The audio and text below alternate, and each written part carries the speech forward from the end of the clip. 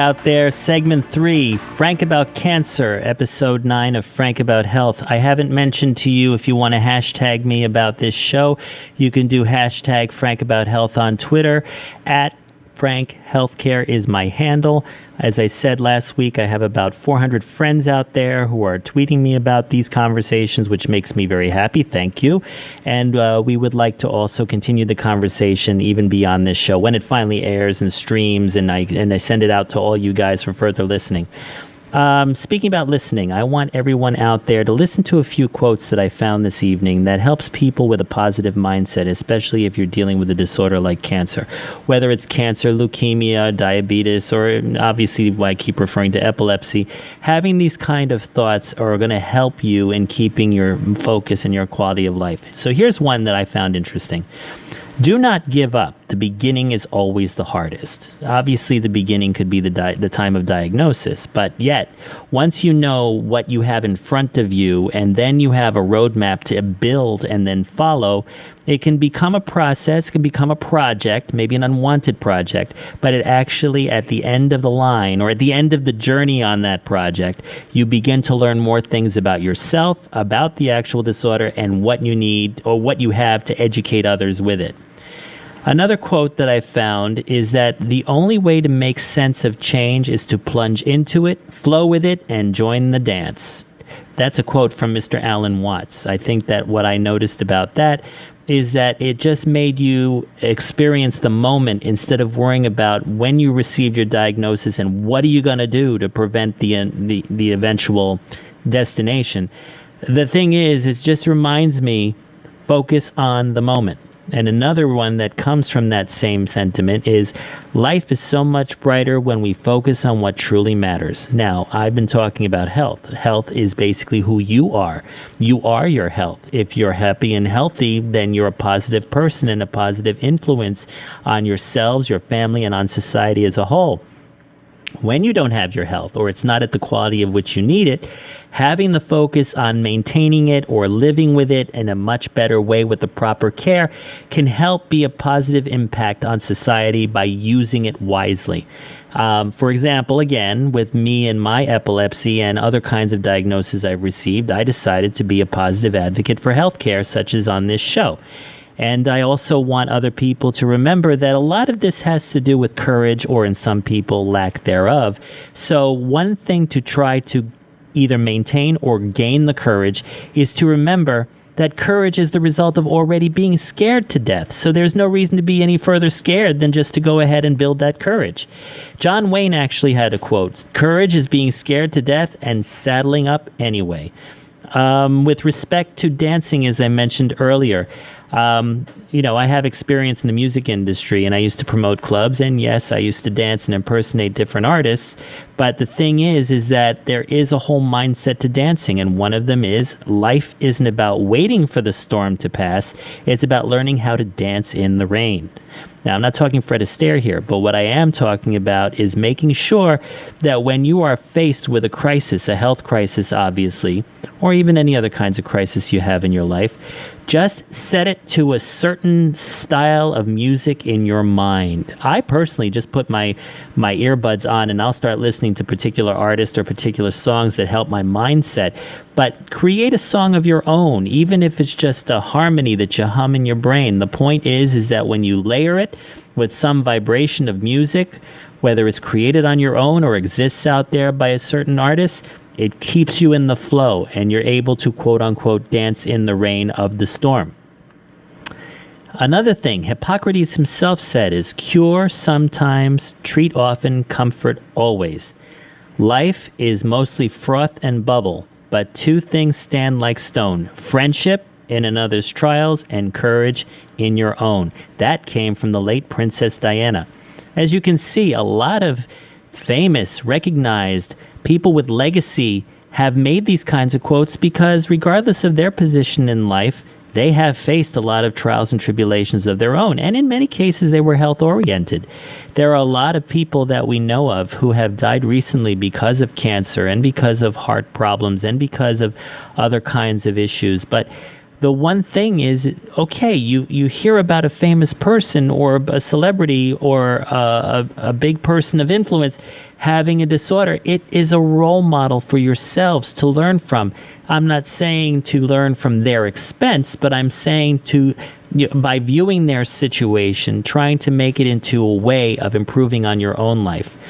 The other thing that I wanted to say to everybody out there is that you can't focus on things outside of your life when you are having problems like this. I mean, you could have health problems or legal problems or financial problems or whatever. But when I myself have gone through similar situations, I've always found myself saying certain statements to keep me in my flow. One is perception is everything. Now, that's my own quote. Perception is how you perceive your circumstance and whether or not it's going to help you or break you. At the same time, other people's perceptions of you while you're going through the circumstance, that could put you in the dance when you have to go out there and prove your character even when words alone do not help. So what you could do when you have certain health crises, again, like cancer, is go and set a stage around it and turn your character in how to deal with it, and therefore you become a positive source for people who also have it. I want also people to understand that I advocate acupuncture a lot because I'm just an acupuncture addict. The person that I was going to have on my show today, who unfortunately couldn't make it, is my acupuncturist, who, as I mentioned, has treated my father's prostate cancer, and he has done a lot of preventative treatments for me. I'm going to do a shout out to him, even though this is a shameless plug, but I am already looking forward to my next visit with him. His name is Dr. Gabriel Scher. If you're interested in learning more about his practice, you can find him on GabrielScher.com. He has his own website. His practice is located on Park Avenue and 21st Street. I've seen him relatively, well, aside from this past summer, I've seen him regularly for the past 4 years. And I can tell you that the kind of treatment that he has given to me on various aspects of my life has given me a high quality of life. So I'm recommending him if you want to seek acupuncture care.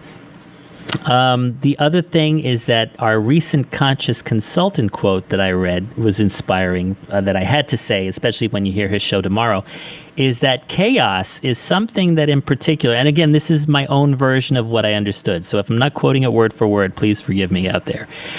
Chaos is something that we all face in life, and it is not the chaos itself that is the problem. It's the way we respond to it. Now, in terms of my own life, I've had a lot of chaos recently, but I have learned, especially by doing a show like this, I have learned to take that chaos and assemble it into a project to keep me focused in dealing with it. Now, the thing is that everyone is a different person and everyone has their own interpretations of their chaos. But if you take a quote like that, which right now, as I'm saying, it inspires me further, I basically say to you out there to incorporate it into your lifestyle, incorporate it into your quality of life, whether you have an illness or not, and do what you can to go ahead and not create a new script, but create an addition to the script you've already set out for your journey. Now, that means you'll be able to ride the wave, which I believe is also something that I read in that quote, and that you're owning your life and you're owning the circumstances that you've been given to use as a new process and a new stage of development and growth, because courage is what's going to maintain you, especially when you deal with all of the problems you're faced with. Now, I think just now I've spent the last 10 or 15 minutes giving a lot of mind perceptions, mindfulness thoughts, alternative treatment approaches, quotes, because what I'm trying to do with the topic of cancer is look at it as an opportunity in disguise. I can only say that because, as I said, I've lost about 5 or 6 people in my life over the last year, but 3 or 4 of them have remained, thank God, because they've been able to change their mindset. It's just a matter of learning to do it in your own time, but hopefully sooner than later, so that way you can be more of an advocate and an influencer rather than someone who might be a victim. And again, it is basically a mindset. So when you're incorporating your treatment, especially for a health issue like cancer, remember you got your medical treatments, you've got your alternative treatments, you've got your mindful treatments, and as I said earlier, you got your music too. Remember to create your own music, your own flow. Overall, though, I would have to say, if any of you have your own positive quotes to add to the mix, please tweet me at Frank Healthcare on Twitter, as well as my hashtag Frank About Health. Now, I guess because the topic is also about cancer, if you've got a community there, hashtag cancer, or whatever your type of cancer is, by all means, continue to communicate against that social group. And then when you get a chance to hear this show after streaming, link it to them. Let them all hear about this, because again, I'm using this episode to talk about cancer, but the direction and how to take it if you have it.